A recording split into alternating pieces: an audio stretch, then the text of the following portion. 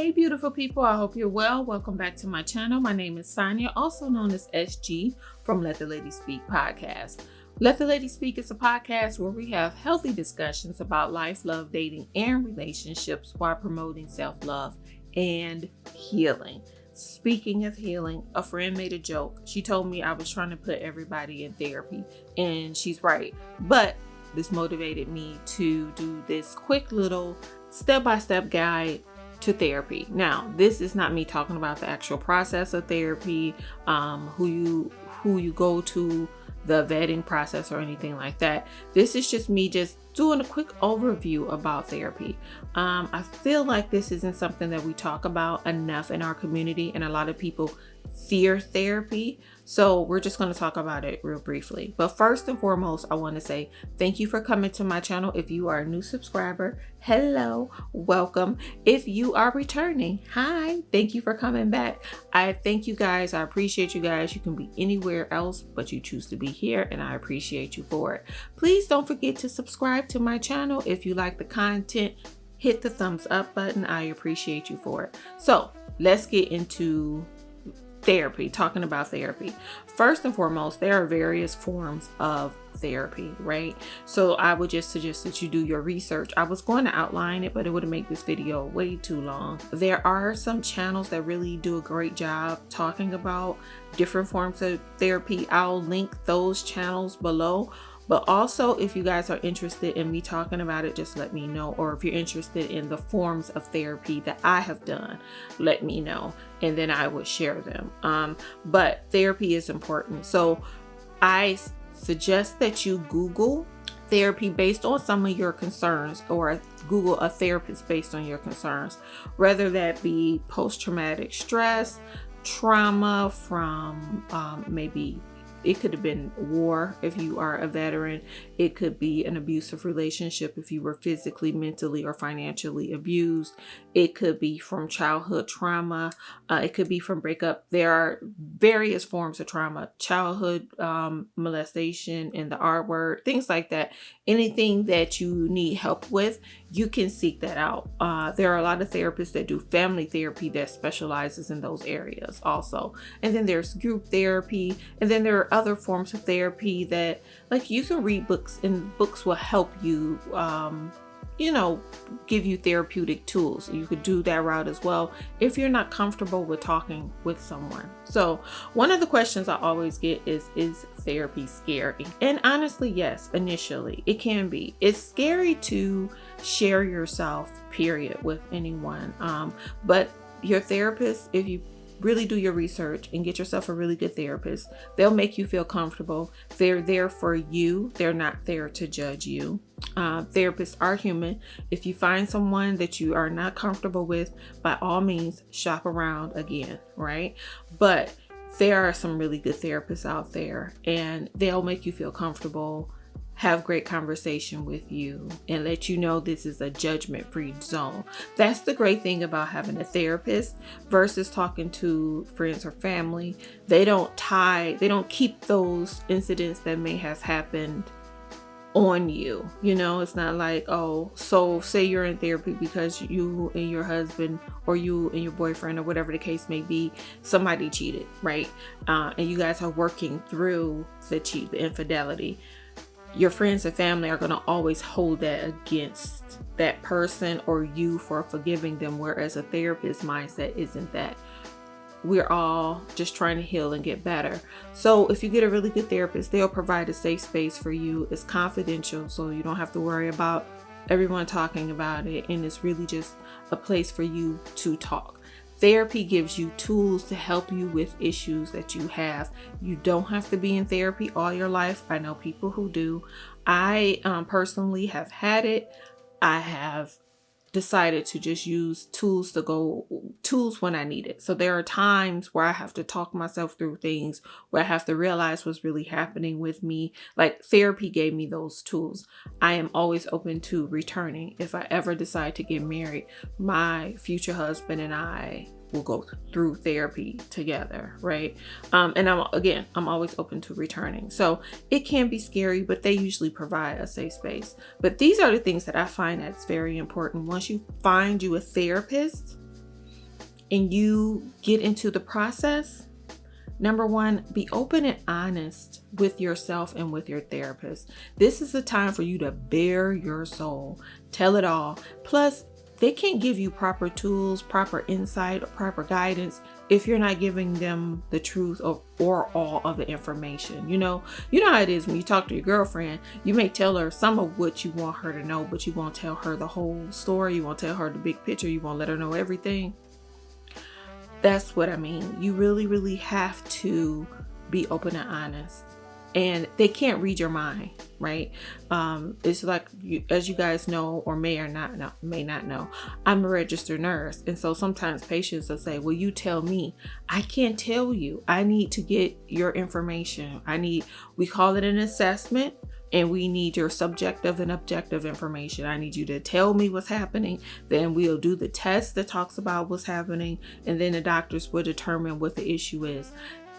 No one can body scan you and know what's happening with you.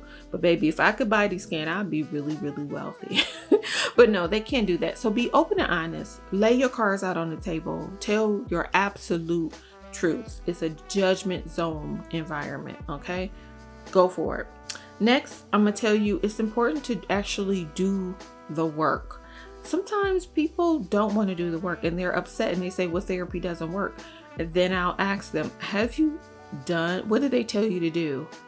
And they'll tell me, and then I say, have you done it? No. Well, I'm like, well, how do you know whether or not it works? It won't work if you won't do the work. You got to do the work. You have to do the work. You'll get little assignments. In the beginning, the assignments are kind of like, well, write down your patterns. So say you're saying, I just break out crying every day.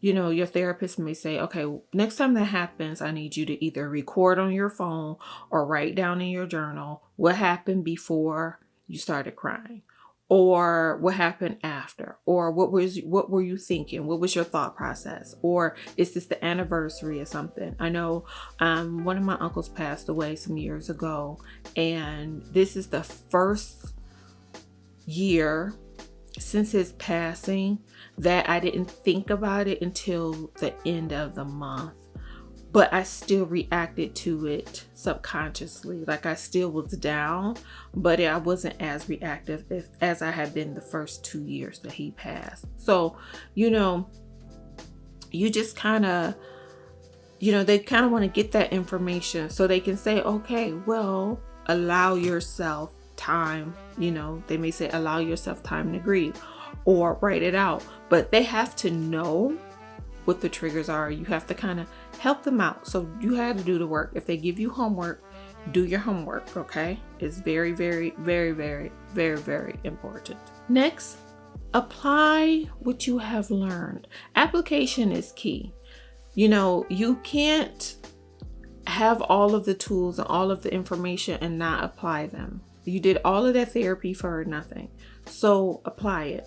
So if you were told to take a deep breath, before you react, count to 10, think about what's happening, maybe remove yourself from situations, journaling when you have a lot on your mind that you feel like you can't organize. Because for me, sometimes I get so overwhelmed with all of my thoughts, my wants, my needs, my desires, my ideas. I have to write it out. And I sometimes will go without doing that, and I'll try to do it all in my mind, but all it does is frustrate me more. And then I shut down, and then I want to take a nap, right? So I know I can't do that if I really want to be successful. If I really want to get over some of the hurdles that I have to sit down and write things out, right? And I had a friend who recently reminded me of that too, and it's good to have people in your life who either have been through therapy or that are supportive, or that you've spoken to in the past, and they will remind you, like, don't you usually do that? I usually do. You know what, friend, you're right. Good accountability partners is very important. But you have to apply what you've learned, and after a while, you'll self-correct yourself, you'll self-reflect, and you'll be fine. I promise. Okay. So apply what you learn. And then here go a few takeaways. It's don't give up on yourself. We all fall down. It's okay. Get back up, dust yourself off, and start over. It is okay. We all fall down. Next, don't judge yourself. We're all learning. You're learning, you're growing. This is new for you. This is a process that is okay. Don't judge yourself. Don't be so harsh on yourself, okay? Give yourself some grace and mercy. Think about that one person that you always forgave and you always extended yourself to, that you always turned a blind eye to their error. Give that to you. Allow that person to be you. Give you the grace that you gave others, okay? Don't be too hard on yourself. Don't judge yourself. Don't expect things to happen overnight. And I hear a lot of people say that, well, I went to therapy and it didn't happen. And like that young lady I talked about, she was saying, this is in another video. I don't know which one is going to come up first, but I had a young lady that was saying that she was on TikTok and she was saying how she did all of this work on herself, but she still sabotaged her relationship and managed to push her loved one away. It takes time to heal. You guys have heard my other videos. In my other videos, if you haven't, please check them out. And I say healing is a continuum. It doesn't happen overnight. All of the things that happen to you usually didn't happen overnight. You know, if there was a major accident, that may be something and you're recovering from that or you're dealing with that. But it doesn't happen overnight most of the time. So if it wasn't an isolated traumatic experience, it's usually a sum of several experiences, right? So give yourself grace. If you are, so like I'm 45, I didn't start really delving into my healing process until I was like 36 years old. So that's 36 of some uncovered trauma that I had to deal with and other things that I had suppressed for so many years. And some things I didn't even know impacted me. I had no idea that it impacted me in the way that it did, you know? So again, back to grace. Give yourself some grace. Be understanding, be loving, be kind to yourself. Honor your heart, your feelings, and the things that you've been through, okay? Last but definitely not least, please allow yourself to go through this process and allow yourself to feel the pain. Part of the problem is we have been suppressing things for many years. Now they're exploding all over the place and making a mess of our lives. So it is very important for you to take the time to feel these feelings, right? A lot of times we numb everything. We numb by using drugs, by drinking alcohol, by smoking, by working out like crazy, by sleeping, by being so busy with a whole bunch of everything, by being codependent and fixing everybody else and their problems. Like we will completely and totally ignore ourselves and focus in on everything else or something that's going to make it so that we can't feel, just so we won't process our own pain. You have to process this pain. You have to feel it. It won't be forever. I promise you. I promise you it will not be forever. You know, I did a video where I realized that I prayed for what I'm doing now, but I was saying in the video how I looked at my dark journal, and my dark journal has so many things in it, that so many pages of me just crying out and calling out for help. Right? And I am no longer in that place. It's so crazy for me to look back at that journal and read it like, ooh, girl, it was tough. But with that being said, I was feeling that pain, and through the process, I felt it. You guys, it's not going to be easy. I'll be the first one to tell you.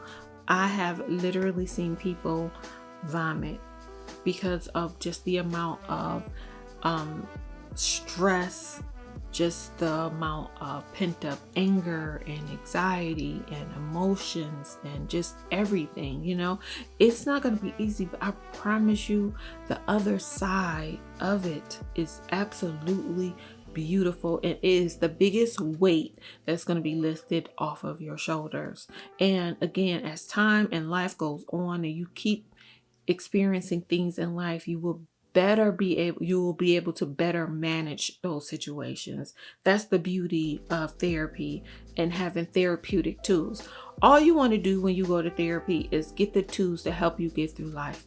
You don't have to be in one-on-one therapy with someone if you don't want to for forever, but you can get the tools and the resources to help you, and a lot of them you already have in you. If you are creative, your creative outlet will help you, but you really do want to deal with what really hurt you, accept that it hurt you.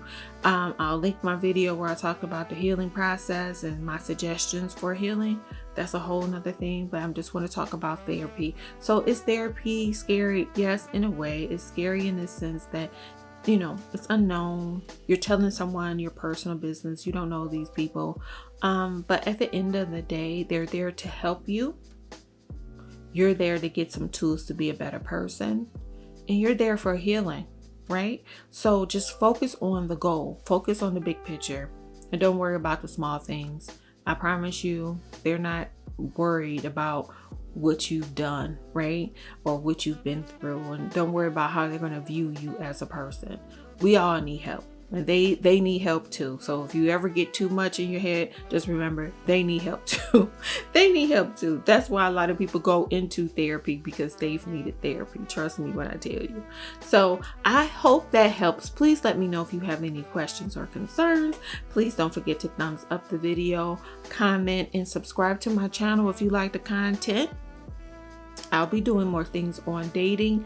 I have ordered a book from Janice. She has a channel called Church Girls Want to Get Married Too. It's all about dating, and I love it.